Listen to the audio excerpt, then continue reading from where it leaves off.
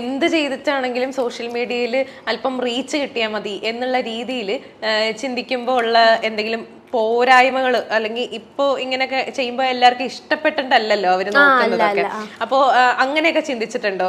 കുറച്ചുകൂടി വേറെ രീതിയിൽ വീഡിയോസ് ചെയ്യണം, എല്ലാവർക്കും ഇഷ്ടാവുന്ന രീതിയിൽ വീഡിയോസ് ചെയ്യണം? ഇല്ല, എല്ലാരെയും തൃപ്തിപ്പെടുത്തി നമുക്ക് ജീവിക്കാൻ പറ്റൂലല്ലോ.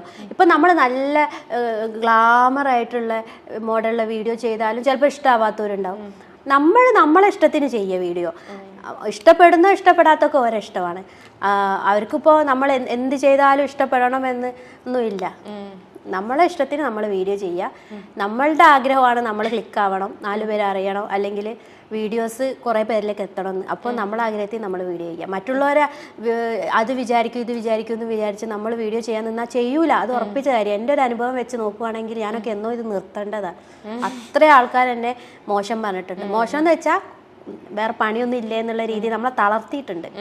അന്ന് തളർന്നിരുന്നെങ്കിൽ ഇപ്പൊ ഇങ്ങനെ ഒരു വന്നിരുന്ന് നമ്മൾ അങ്ങോട്ടും ഇങ്ങോട്ടും സംസാരിക്കില്ലായിരുന്നു. അതാണ് എന്റെ വിജയം എന്ന് ഞാൻ വിചാരിക്കുന്ന ഒരു കാര്യം കേട്ടോ.